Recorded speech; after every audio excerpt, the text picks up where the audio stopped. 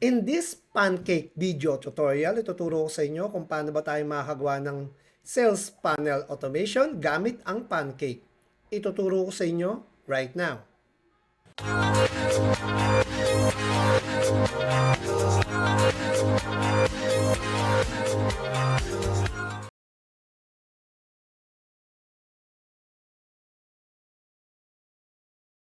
Hello guys! Ako nga pala si Chris David and welcome to my channel. At kung bago ka lang dito at gusto mo ng mga video digital tech tips, please like and subscribe. At pakiclick na rin ang notification bell para updated ka sa mga bagong video natin. Ngayon, magugustuhan mo ang video na ito dahil magkakaroon ka ng sarili mong sales funnel automation. Mula website hanggang logistic management hanggang payment. Libre lang ito. Itong video na ito is exclusive lang, free dito sa magjo-join sa ating community. Ayun. Ayun, umpisahan na natin. Ang una nating gagawin is kailangan muna nating bumili ng domain name. Bakit natin kailangan ng domain name? Para makita natin yung name natin sa website. Simple lang. Pwede mo i-search yan kung ano yung domain name. Ngayon, bibili muna tayo. Ito yung aking ginagamit. Ang aking ginagamit ay itong ayan, nakikita nyo sa screen? Name.com. Ayan. Ito yung ating gagawing business. Madali lang mag-register dito. Actually, marami tayong mga hosting, mga kagaya nito. Name.com, may Namecheap, may Bluehost, HostGator, GoDaddy, ayan. Kahit ano pang klaseng yung ginagamit mo, pwede dito sa Pancake. Ngayon, ito yung ginagamit ko, name.com. Ito yung aking napili, Yanada Online Shop. Search mo yan. Makikita natin na, ayan, is great choice, available siya. Pero ito yung napili ko, yung nandito sa baba, nakita nyo to. Ayan, pwede ba maalis yung camera ko? Yan.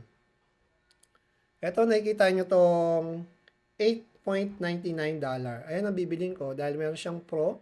Nakasave ako ng 83%. Ayan. Kasama na siya. Kaysa dito, 12, di ba? O, ito na yung gamitin natin.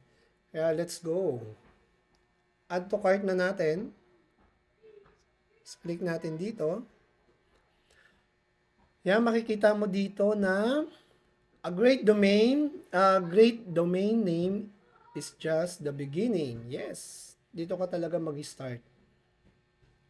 Yan, meron ditong pinapa-add sa'yo sa workspace, may Wix din.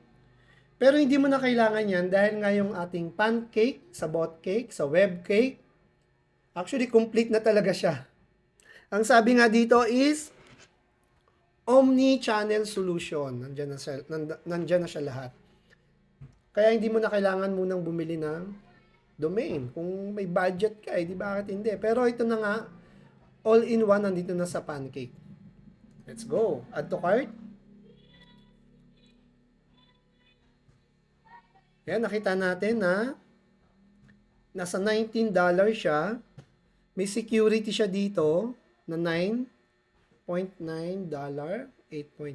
Okay, pwede na yan. 19. Nakasave tayo ng 69%. Let's go.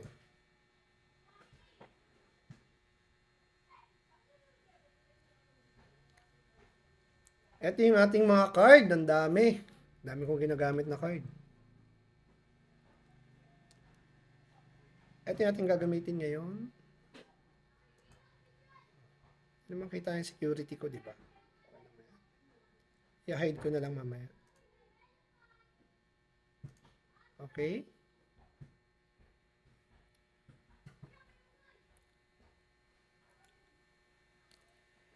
Pag na-process na yan, guys, meron sa yung mag-text, OTP, kung ano yung ginamit mong number.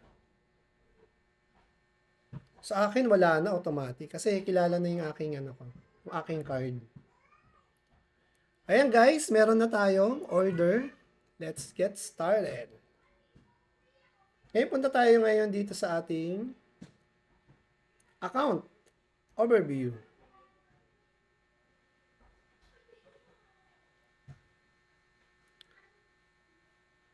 Ngayon pupunta tayo ngayon dito sa ating Facebook muna. Siyempre, open natin yung ating Facebook.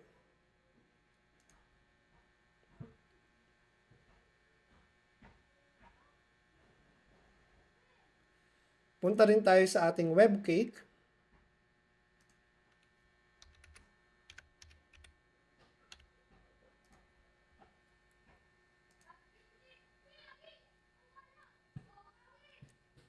Ayan guys, ang gamit ko palang browser dito is yung aking Tech2Pe. Hindi ko siya sinasama sa aking personal para nakahiwalay siya. Ganun din ang gawin nyo.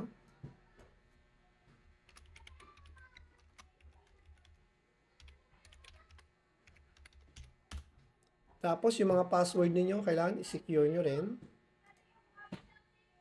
Pwede nyo siyang i-save, pero every month, pinakamaganda is magpalit kayo ng password. Yan, may notification tayo dito sa ating cellphone. Tapos save natin.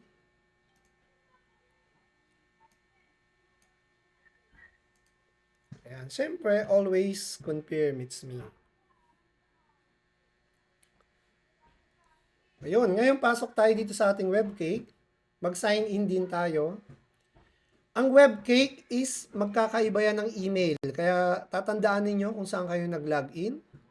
Akin ang palagi yung ginagamit na login is yung yung old email address ko, yung tupe.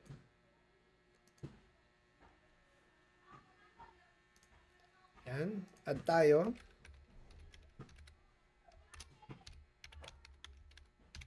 Yan, importante, nakasecure yung ating password.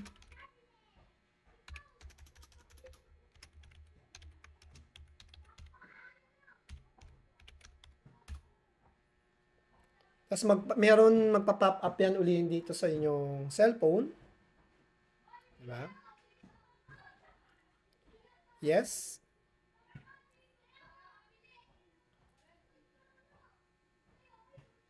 Tapos click yes mo lang sa cellphone mo.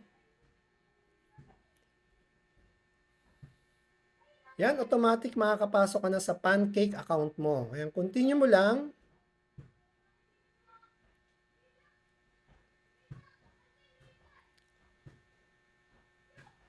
Ayan, nandito na lahat yung mga hawak kong account. Nandiyan din yung sa akin. Ito yung online shop, di ba? Ang online shop po kasi is nakaano pa siya dito sa aking sa aking pinoypanelbuilder.com. Nakikita niyo yan. Ngayon, gagamitin na natin yung i-connect na natin ito sa ating biniling domain. Okay, punta tayo dito. Mag-add muna tayo. Balik tayo. Punta muna tayo dito sa ating landing page. Punta tayo dito sa ating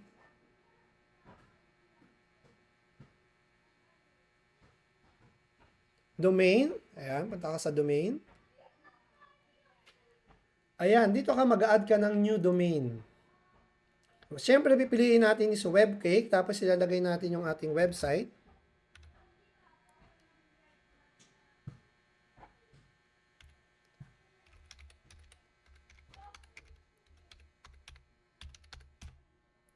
Yan. Add mo lang siya. Yan nakalagay dito is not authenticated. Punta ka rito sa tatlong dot na yan. Parang hamburger tawag nila dyan. Yan.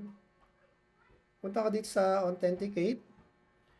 Ito yung instruction ni webcake. Yung A record, ilalagay mo to. Yung C name, ilalagay mo to. Okay? Ngayon punta tayo ngayon sa ating name. name.com. Puntahan natin yung ating domain.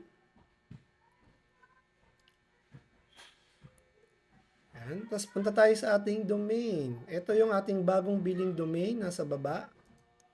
Click mo lang yan. Yan. Pag na-click mo yan, punta tayo ngayon dito sa Manage DNS Record.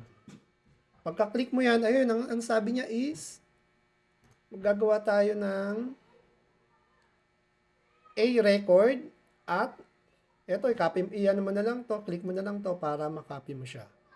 Punta ka dito, copy mo siya, paste, tapos ang sabi doon is at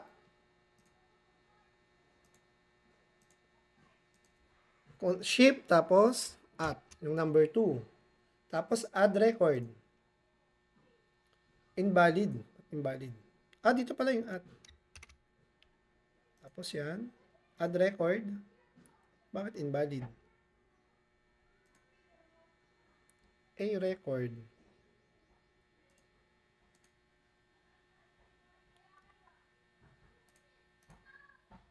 Ito pala. Ayan. Tama naman ah. Ito pala ang value. Copy. Pero dapat lahat na siya eh. No? Check lang natin. Burayin natin to. Diyan tayo, dito tayo mag-paste. Hindi eh. Yung answer mo dito, yung mga number dito sa kabila. Sorry. Ngayon lang tayo uli Ayan, tama naman siya. Tapos at. Okay. Tapos add record, okay. Tandaan natin yung at. Ulit. Yung at, tapos yung value. Bakit ito yung lumalabas kanina? Okay. Mali lang. Ayan, add record. Ayan, nag-add na siya. Ngayon punta tayo ngayon sa CNAME. CNAME. Ang nasa CNAME niya is yung www. Ayan, copyahin na natin yan. www. Tapos yung answer is, copy na rin natin to. Ayan. Dito, paste. And add record. Ngayong na-add mo na siya dito sa iyong Yanada online shop, balik tayo ngayon dito is, i-click natin ngayon yung authenticate. Ayan, authenticate. Diba, ang bilis? Successfully authenticated na siya. Kaya yun, close na natin. Ngayon, puntahan na natin ngayon itong ating website. Siyempre, wala pa siyang laman. Ngayon, para magkaroon na agad yan ng website, dahil meron na tayong ginawang website niya noon pa, punta tayo dito sa landing page. Ito yung ating website na ginawa. Nagagawin na nating official website ng ating mga pangbenta-benta online. Ayan, ito yung aking ginawang store. Yanada online shop. Ayan, elevate your everyday. Ano lang naman yan, chat GPT lang yan. Hindi tayo magaling sa English. Ayan. Ngayon, pag pinablish mo siya rito, automatic pwede ka nang pumili rito kung saan mo siya ilalagay. Diba? Pero bago mo gawin yan, punta ka muna dito sa iyong landing page. Dito sa domain mo, tanggalin mo na muna yung Yanada online shop. Ito, i-delete mo na muna yan. Para hindi ka na magka-conflict. Diba? Delete mo na yan. Bye-bye! Tsaka para bawas na rin. Ngayon, balik ka na uli sa landing page. Yanada online shop, main. Wala na yan, di ba? Hindi niya naka-connect. Binura na natin. Ngayon, punta ka dito sa publish. Punta ka ngayon dito. Ayan, piliin mo na yung Yanada online shop. Tapos, publish mo na siya.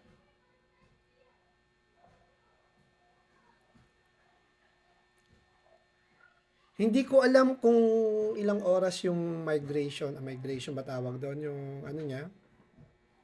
Kung naka-online na siya agad. Tingnan nga natin. Ay, grabe oh. Naka-up na agad yung website mo. Yan na, theonlineshop.com.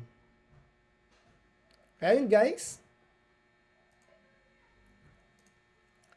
Nakita nyo na, napakabilis lang makagawa ng website.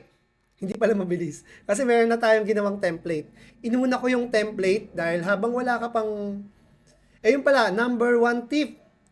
Huwag ka muna agad bumili ng domain name mo. Kasi nga, habang ginagawa mo pa yung website mo sa Webcake, libre naman siya. Kahit wala kang website na domain, pwede mo na siyang magawa. Ayan, kapag nagawa mo na siya, pwede ka nang bumili ng domain name para hindi sayang yung araw o yung months. Kasi may bayad din naman ng domain. Nakita nyo na kung magkano, $19 din yun. Magkano rin yun. Pero may kasama ng security yon. Pero actually 8 lang yun. Parang 700 pesos, mga 1,000.